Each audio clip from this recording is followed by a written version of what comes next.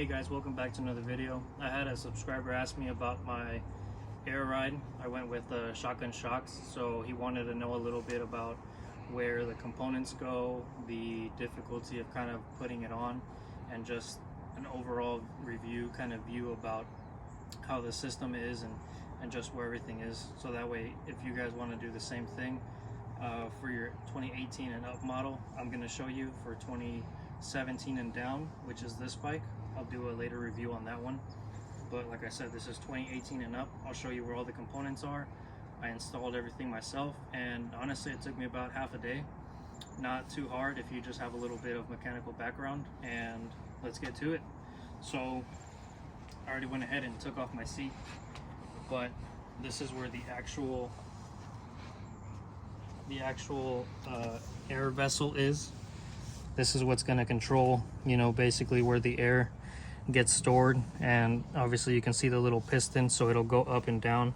I'll show you guys how it works, but if you can see in here, these are the lines that ran to the compressor. They run all the way to here, and excuse me that I didn't remove this cover, but you have your little valve in there, and if you can see right here on the side of the bike, you have the lines that basically run to the little actuator, which then send in the pressure to the vessel. So you got this line and this one, and your actual compressor will be mounted down here. I don't know if the camera picks it up pretty well, but this is literally the area of your compressor. It just comes with, I think, 2 or 3 bolts, if I'm not mistaken. You just pop that guy in there, put the bolts up top, and you can see right here, this is your line that runs up. Just make sure you put this little casing around it. You don't want to end up melting it. It does happen.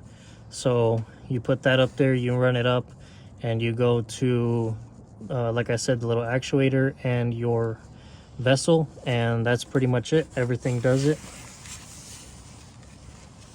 And then after all that, you just end up, if you come on this side, like I said, you just run your lines from this little guy right here, a couple cables. They'll send you the instructions when you get it, but you end up just plugging it to a couple of these plugs right here. You put your vessel in, you put your what is it, the thick washers, basically. You mount it on both sides, and you just run this line right here. This is the power, and you mount it right here on your ignition coil, on the, like I said, the 2018s and up, and these are your switches right here. So let me give you guys a demonstration, and I'll make it easy for you guys.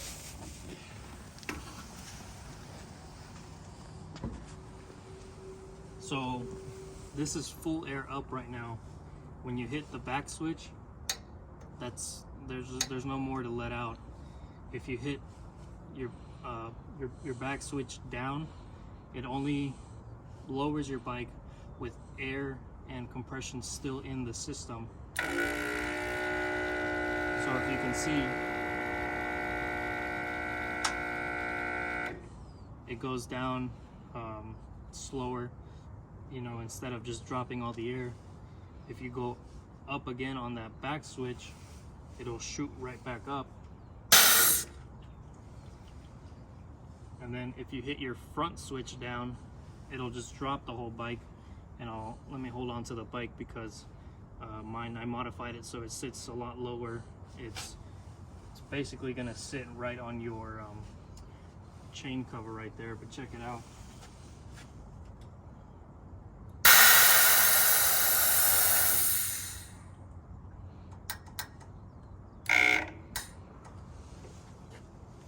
And then if you can see right here, the piston basically just retracted. It's at the most bottom point on your bike. You're not going to get any more out of it. And then if you want to put stuff back, the air back into it, excuse me, not the stuff, the air, you put both switches up. So you hold these two and you put them both up because you want to get air in the vessel and the compressor, so the whole bike raises up. So you just, it will take a little bit, but it's honestly about like 10 seconds, if that.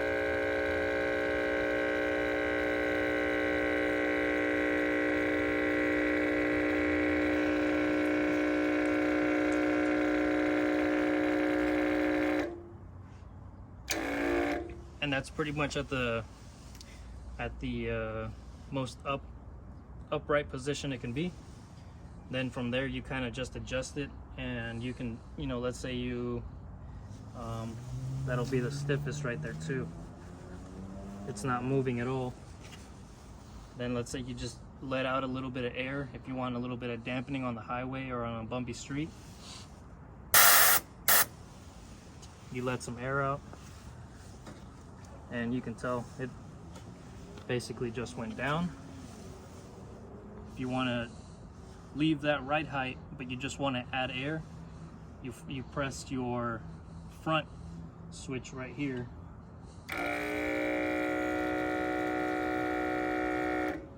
it'll kind of go up just because no one's sitting on the bike, it acts that way. But you can hit the back switch and lower it again, and you can just kind of play around with it. You see it kind of moves a little bit, but then you just add a little bit of air, front switch up,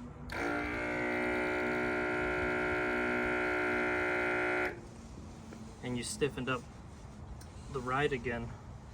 So you kind of get an eyeball for what your bike is. If you're like not sitting on or anything, you kind of start to see like that's about as much as I like.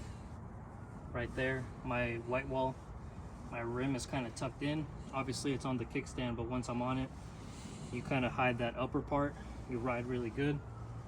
And then like I said, and then you just hit your bottom switch when you get to a show or something, when you want to store it, and that's the most bottom position.